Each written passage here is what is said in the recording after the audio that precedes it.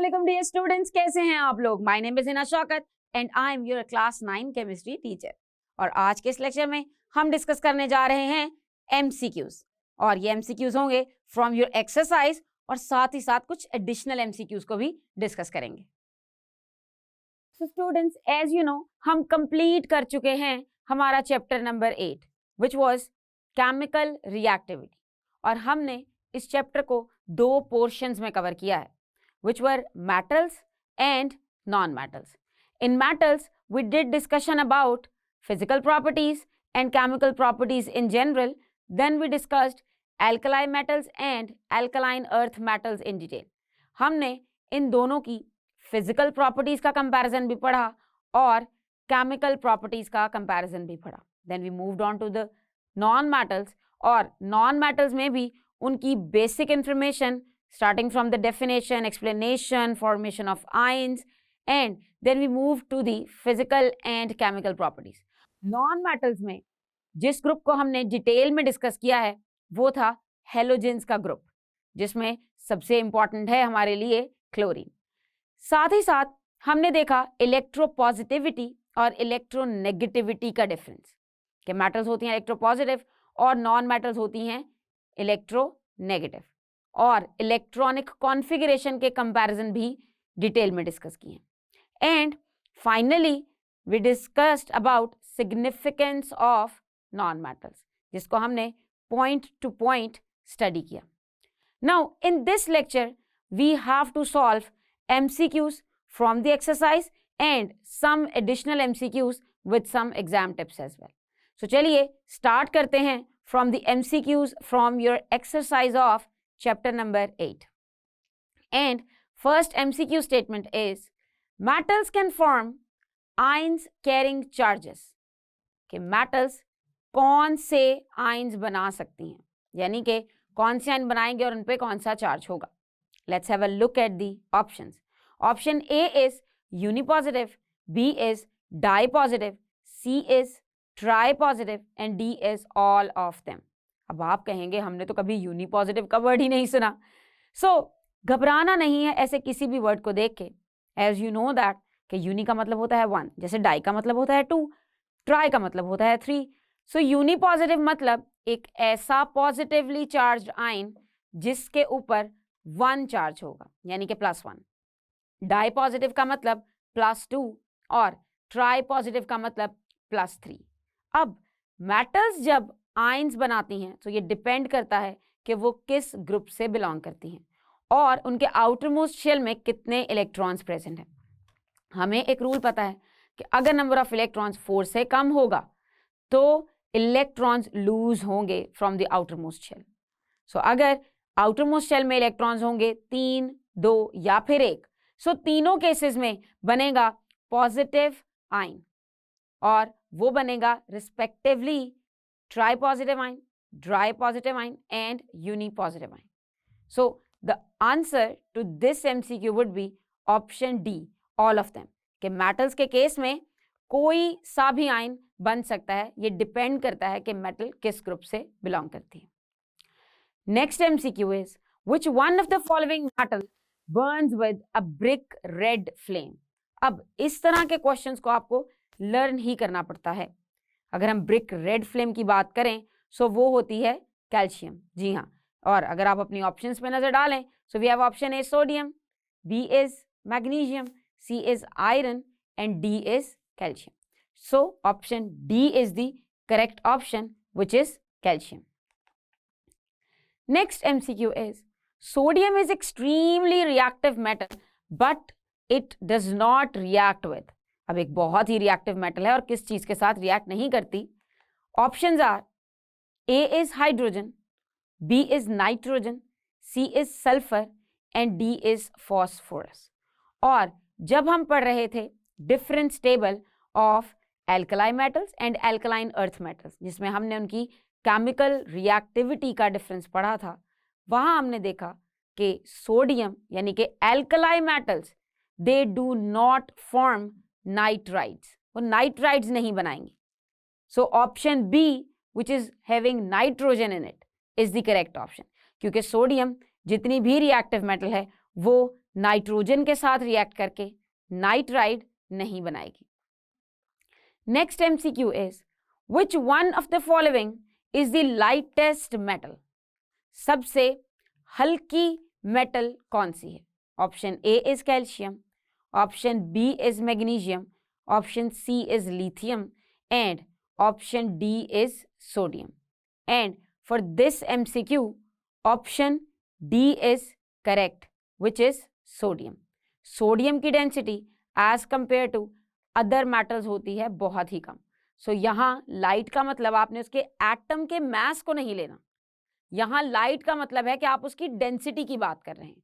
सो sodium की density among them सबसे कम होती है। So option D is the correct option.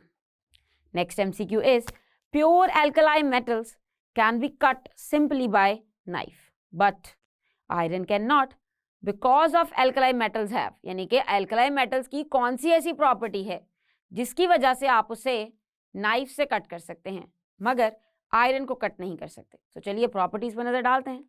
Option A is strong metallic bonding, option B is weak metallic bonding, option C is non metallic bonding and option D is moderate metallic bonding.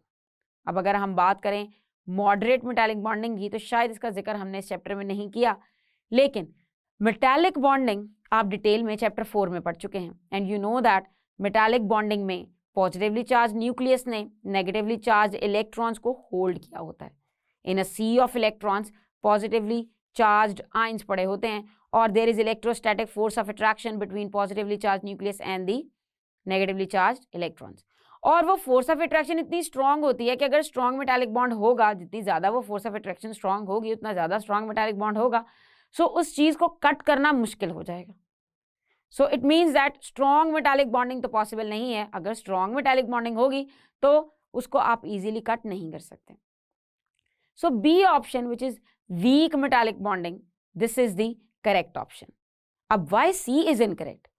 क्योंकि non metallic bonding तो possible ही नहीं है। जब हम बात कर रहे हैं सोडियम की तो सोडियम एक मेटल है और मेटल जब किसी मेटल से मिलेगी अपने जैसी से तो उसमें मेटालिक बॉन्ड ही एग्जिस्ट करता है।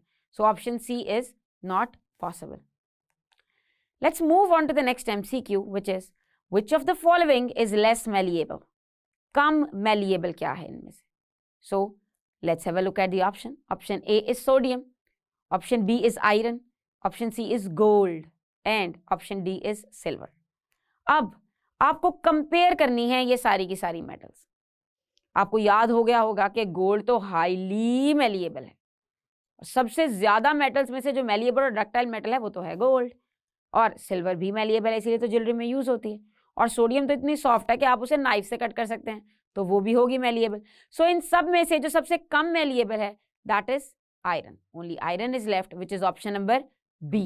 सो B option iron is the correct answer for this. Iron is also malleable, लेकिन आपने देखा होगा कि लोहे को मरोड़ना और उसकी शेप चेंज करना कितना मुश्किल होता है। अगर आपको लोहे की शीट्स बनानी हो तो आपको उसको बहुत फोर्स से हैमर करना पड़ेगा। So this shows that iron is less malleable as compare to the all options provided. Next MCQ is metals lose their electrons readily easily because के मेटल्स आसानी से अपने इलेक्ट्रॉन्स क्यों लूज करती हैं? Option A is they are electronegative, option B is they have electron affinity, option C is they are electropositive and option D is good conductors of heat. चलिए one by one options को discuss करते हैं। जब ऐसे confusing सी options हो ना तो उनमें आपको क्या करना है, वन बाय वन डिस्कस करते जाएं और क्रॉस आउट करते जाएं अंटिल आपको अपना करेक्ट आंसर मिल जाए। So first is they are electronegative. अब मेटल्स इलेक्ट्रोनेगेटिव तो हो नहीं सकते क्योंकि इलेक्ट्रोनेगेटिव तो वो एलिमेंट्स होंगे जो कि कैपेसिटी रखते हैं कि वो इलेक्ट्रॉन्स को अपनी तरफ खींचें। तो मेटल्स के आउटर मोस्ट शेल में तो पहले ही कम इलेक्ट्रॉन्स होते हैं तो they are not electronegative. They have electron affinity. अब इलेक्ट्रॉन अफिनिटी का भी यही मतलब है कि इलेक्ट्रॉन्स के लिए अट्रैक्शन रखना, तो वो भी पॉसिबल नहीं है। सो दे आर इलेक्ट्रोपॉजिटिव। यस, यानी कि इनके अंदर टेंडेंसी है पॉजिटिवली चार्ज्ड आयन बनाने की, क्योंकि ये अपने आउटर मोस्ट शेल के इलेक्ट्रॉन्स को लूज करते हैं और फिर पॉजिटिव आयंस में कन्वर्ट हो जाते हैं। तो हम कहते हैं कि they are electropositive. So option C is the correct option for this MCQ। और option D good conductors of heat, तो इसका आयन बनाने से कोई ताल्लुक नहीं है। गुड कंडक्टर्स ऑफ हीट तो तब होंगे ना जब वो आयन बनाएंगे और उनमें फ्री इलेक्ट्रॉन्स प्रेजेंट होंगे। सो ये उसकी रीजन हो सकती है, उसकी कॉज नहीं है। Next MCQ is which one of the following is brittle. हमें बताना है कि इन ऑप्शंस में से ब्रिटल क्या है। अब इसके लिए आपको पता होना चाहिए व्हाट इज ब्रिटल। ब्रिटल मतलब जब आप किसी चीज को तोड़ने की कोशिश करें, मोड़ने की कोशिश करें, तो वो अपनी शेप चेंज करने की बजाय टूट जाए, ऐसी चीज को आप कहेंगे कि वो चीज है ब्रिटल। नजर डालते हैं हम हमारी ऑप्शंस की तरफ। Option A is sodium, B is aluminium, C is selenium and D is magnesium. अब ब्रिटलनेस जो है वो मेटल्स की प्रॉपर्टी नहीं है। ब्रिटलनेस के ऑपोजिट एक प्रॉपर्टी होती है विच इज मैलिएबिलिटी। तो मैलिएबिलिटी और ब्रिटलनेस ये दो अलग अलग चीजें हैं, और मेटल्स होती हैं malleable.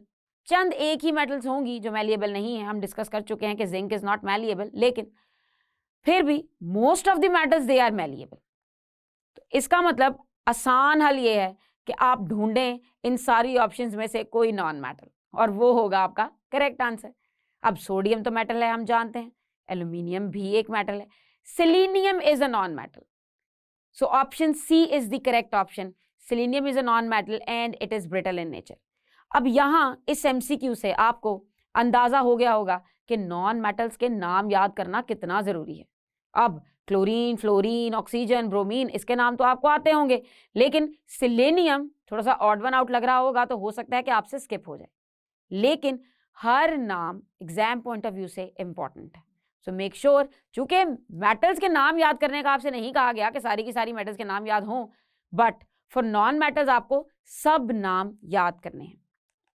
Next MCQ is which one of the following non metal is lustrous. अब हमारे पास ऑप्शंस में कुछ नॉन मेटल्स ही सिर्फ गिवन होंगी, और हमें बताना है कि उसमें से कौन सी लस्ट्रस है। लस्ट्रस का मतलब होता है चमकदार, शाइन करती है। हम जानते हैं कि लस्ट्रस होना मेटल्स की प्रॉपर्टी है, लस्ट्रस होना नॉन मेटल्स की प्रॉपर्टी नहीं है, but there are some exceptions. अब यहाँ वो एक्सेप्शन पूछी जा रही है कि नॉन मेटल्स में वो कौन सी एक्सेप्शनल केस है जो कि लस्ट्रस होगा। Option A is sulphur, option B is phosphorus, option C is iodine and option D is carbon. और जब हम पढ़ रहे थे physical properties of non metals, तो वहां हमने इसे डिस्कस किया था कि जो आयोडीन है वो होती है एक lustrous non metal. So iodine, which is option C, is the correct option for this MCQ. Let's move on to the next MCQ, which is MCQ number 10. Non-metals are generally soft, but which one of the following is extremely hard? अब देखें, non metals की general property बता दी कि वो soft होती हैं, तो अब ये बताना है कि उसमें से हार्ड कौन सी है। इसे भी हम अपने टेक्स्ट में डिस्कस कर चुके हैं। जब ऑप्शंस आपके सामने आएंगी तो आपको आंसर पता होगा। Option A is graphite, B is phosphorus, C is iodine and D is diamond. और हमने देखा था कि diamond is a form of carbon, उसकी एक एलोट्रॉप होती है और इट्स वेरी हार्ड। डायमंड को यानी कि हीरे को काटना बहुत मुश्किल है। So option D which is diamond is the correct option. और लेट मी रिमाइंड यू, ज्यादातर जो एक्सेप्शंस हैं इन नॉन मेटल्स वो शो करती है कार्बन। जी हाँ, कार्बन की एलोट्रॉप्स ज्यादा हैं और वही ज्यादातर डेविएट करती हैं नॉर्मल कॉमन प्रॉपर्टीज से। Next and the last MCQ from the exercise is which one of the following will not react with dilute HCl? HCl मतलब hydrochloric acid. Dilute hydrochloric acid के साथ कौन सी चीज रिएक्ट नहीं करेगी? Option A is sodium, B is potassium, C is calcium and D is carbon. और dilute hydrochloric acid के साथ मेटल्स रिएक्ट कर जाती हैं। सो हमें यहां से ढूंढनी है non metal, and if we have a look at these options, so carbon is non-metal over here. So option D, which is carbon, is going to be the correct option. ये तो थे सारे के सारे MCQs from the exercise. Now, जरूरी नहीं कि MCQ हमेशा एक्सरसाइज से ही पूछा जाए। Let's discuss some additional MCQ ताकि आपको टैकल करना आए कि किस तरह अगर टेक्स्ट में से MCQ बन के आएगा किस तरह से हो सकता है, और इसके अलावा भी अगर कोई MCQ आए तो आप ब्लैंक ना हो और अपना नॉलेज यूज करते हुए उसका आंसर ढूंढ सकें। So let's have a look at this statement. Which metal burns with a golden yellow flame? अब जब हम पढ़ रहे थे यूजेस ऑफ मेटल्स, उसमें हमने यूजेस ऑफ सोडियम पढ़ा, तो वहां हमने देखा था कि सोडियम के होते हैं वेपर लैम्प्स, और उन वेपर लैम्प्स के साथ उनका कलर भी लिखा हुआ था. So this is how important that you need to learn each and every sentence from your book. Option A is calcium, B is barium, C is sodium and D is potassium. So we know that sodium के vapour lamp होते हैं yellow colour के, सो जो yellow flame आएगा वो आएगा sodium से. So option C is the correct option. अब एक और तरह से भी सवाल आ सकता है जिसमें एक्सेप्शन पूछी जा सकती है. All metals are solid except, हमें पता है जनरली मेटल्स एग्जिस्ट करती हैं सॉलिड फॉर्म में. Option A is calcium, B is magnesium, C is mercury and D is potassium. कि कौन सी मेटल सॉलिड नहीं है, और हम जानते हैं कि हमने एक ही मेटल टेक्स्ट में पढ़ी है विच इज मर्करी. उसका सिंबल है capital H and small g, और इसको हम यूज करते हैं अपने थर्मोमीटर्स में, और ये एक लिक्विड मेटल है, यानी कि ये फ्लो करने की प्रॉपर्टी रखती है. Next MCQ is related to uses. Which metal is used for making mirrors. Mirror industry में कौन सी मेटल यूज होती है. Option A is iron, B is platinum, C is silver and D is gold. हम जानते हैं कि silver की शाइनी सरफेस होती है और वो लाइट को रिफ्लेक्ट करती है. जितना आप उसको पॉलिश या शाइन करेंगे उतनी खूबसूरती से वो लाइट को रिफ्लेक्ट करेगी. And that's why because of this reflection, इस प्रॉपर्टी की वजह से silver is used in making mirrors. So option C silver is the correct option. Next MCQ is which one of the following is lightest and floats on water. Option A is calcium, B is lithium, C is sodium and D is potassium. And we know that जो metal float करती है पानी पे और सबसे light होती है that is sodium. So option C is the correct option for this MCQ. Again आपने इसको misperceive नहीं करना. लिथियम का mass ज़रूर कम है, लेकिन लिथियम की डेंसिटी सोडियम के मुकाबले में ज़्यादा है, तो वो लाइटेस्ट मेटल नहीं कंसिडर की जाती. Sodium is the lightest metal. So ये तो थी कुछ स्टेटमेंट्स जो कि चेंज होके भी आ सकती हैं. इसके अलावा MCQ पॉइंट ऑफ व्यू से टेबल्स बहुत इंपॉर्टेंट है, जिसमें मेल्टिंग पॉइंट, बॉइलिंग पॉइंट की इंफॉर्मेशन, इसके अलावा general electronic configuration, non metals या मेटल्स कैटाइंस बनाएंगी या एनाइंस बनाएंगी, इस तरह की इंफॉर्मेशन. फिर physical properties word to word और uses word to word. Uses भी बहुत इंपॉर्टेंट है एग्जाम पॉइंट ऑफ व्यू से. आपसे पूछा जा सकता है कि इस मेटल का क्या यूज है. और the most important thing, formation of alloys. Which precious metal is turned into alloy with which metal. यानी कि हम जब अलॉय बनाते वक्त मेटल्स का कॉम्बिनेशन करते हैं, तो अगर हम प्लैटिनम का अलॉय बना रहे हैं तो कौन सी दूसरी मेटल यूज करेंगे. अगर हम गोल्ड का अलॉय बना रहे हैं तो कौन सी दूसरी मेटल यूज करेंगे. सो इस तरह की छोटी छोटी इंफॉर्मेशन जो हैं, they are going to count a lot in these MCQs. याद रहे कि इस चैप्टर में लर्न करने के लिए बहुत सी इंफॉर्मेशन है, और कॉन्सेप्चुअल वे में जाएं तो भी एक अलग से ही प्रॉपर टॉपिक्स हैं जो सिर्फ कॉन्सेप्ट्स ही सॉल्व कर सकते हैं. सो मुझे उम्मीद है कि आप इस पूरे चैप्टर को ध्यान से पढ़ेंगे, और जब भी कोई MCQ आएगा तो उसकी हर ऑप्शन को ध्यान से पढ़ेंगे, ताकि अगर उसमें दो सिमिलर चीज़ें लिखी हैं तो उसमें आप कंफ्यूज होके कोई भी गलत ऑप्शन टिक ना करें. तो स्टूडेंट्स, आज के इस लेक्चर में हमने सीखा है कि हमें अपने एक्सरसाइज के MCQs का आंसर कैसे तलाश करना है, और साथ ही साथ ये भी देखा कि इस पूरे चैप्टर में MCQ पॉइंट ऑफ व्यू से क्या क्या टॉपिक्स इंपॉर्टेंट हैं और उन्हें किस तरह से याद करना है, और अगर स्टेटमेंट चेंज होके आएगी MCQ की तो उसे कैसे रिस्पॉन्ड करना है. मुझे उम्मीद है कि आपको समझ आया होगा. So see you all in next lecture. Until then, Allah Hafiz.